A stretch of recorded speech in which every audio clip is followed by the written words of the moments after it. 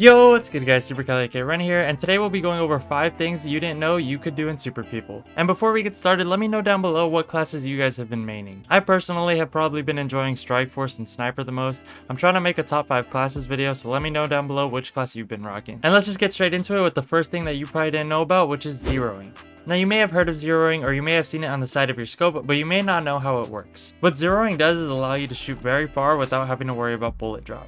When increasing or decreasing zeroing, you'll see on the bottom it goes 100 meters, 200 meters, 300 meters. Of course, you could go up and down. It goes 100-meter intervals. And pretty much depending on how far your opponent is, you're going to want to set it to that amount. So right here, when shooting the farthest possible bot, you can see I increase it all the way to 500 meters, shoot a shot, and it hits. So what this does is allow you to just shoot right on the crosshair without having to adjust for the bullet drop. Now, of course, in-game, you're not going to have the exact distance measured as you do in the firing range, but to do that, all you have to do is ping where the enemy is at, and you'll see how far they are, and you could adjust your zeroing distance based off of that. Just as I do it here, you'll see I aim down, ping, see how far they are, adjust my zeroing distance for that.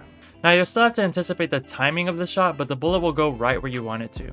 This has been very useful for me and my squad, so I'm sure you could find it useful as well. If you do want to start using it, you might want to switch your keybinds for it. Page up and page down is kind of annoying. So if you do want to go ahead and rebind it, you're going to go ahead and go to settings, key settings, scroll down to scope mode, and change it right there where you see increase and decrease zeroing distance.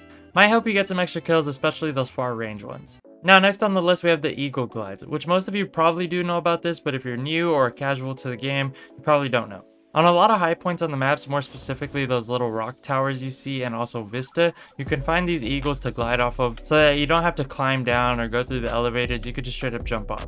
Something that I actually just figured out is that if you run off on the eagle without actually pressing it, you will glide off. So either be careful with that or also use it to your advantage, but personally I'd prefer to press the button and not jump off on accident and take all that damage. This can be very useful with classes like Sniper where you want to get a height advantage and not have to worry about where you'll get down. But also note that it is pretty loud and noticeable, so be careful when you do use it.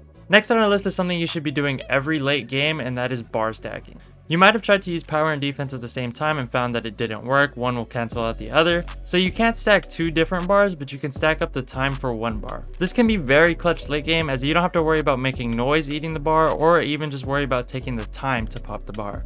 Now I do also want to note that there is a cap to the amount of time it can be, which is 270 seconds, so pretty much you can only stack 3 at once, but I still recommend if you have 10 bars to stack all 3 at once, and once you can stack another one on top, do that as well. So once again, there is a cap limit, and you don't want to start wasting your bars at a certain point, so be careful with that. There's been games where I have 10 power bars late game, and I typically just pop most of them because that's usually long enough to last me the rest of the game. And I'd rather die knowing I used all my bars rather than wishing I had popped a bar because the dude had 1 HP left and that 10% damage would have helped me. So yeah, try not to ever die with bars in your inventory, especially late game when you know you should pop them.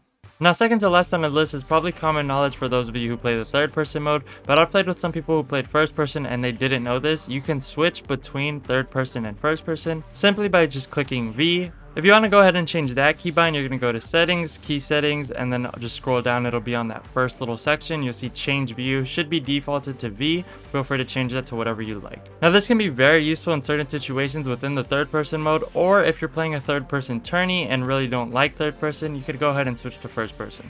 Now before we get into this last one, if you're finding this video useful, I'd greatly appreciate if you guys could hit the subscribe button down below. We're very close to 500, so greatly appreciate all you guys who hit that button. If you think the video could be better, be sure to let me know down below what you think I should change. Now for the last thing on our list is grenade cooking. Now I didn't know about this until I was going through my keybinds for this keybind video, but I learned that you can cook your grenades and have them explode pretty much on impact if you time it right.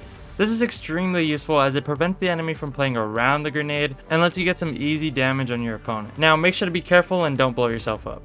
To do this, all you need to do is hold the grenade in the throwing stance. Once you're holding it in the throwing stance where you see where the red arrow is going, you're going to click R. You'll see the little clip fall down. From there, you have 5 seconds to throw it. Any longer than that and you're toast.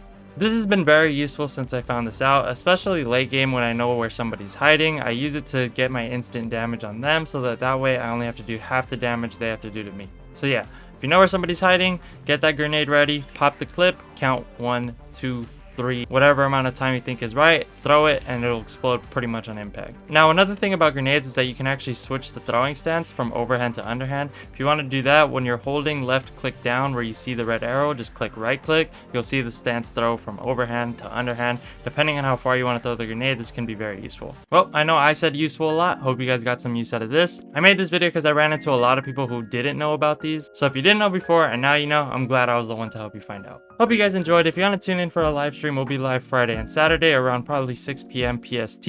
So be sure to tune in and talk some crap in chat. See you there. Till next time. Love you. See ya.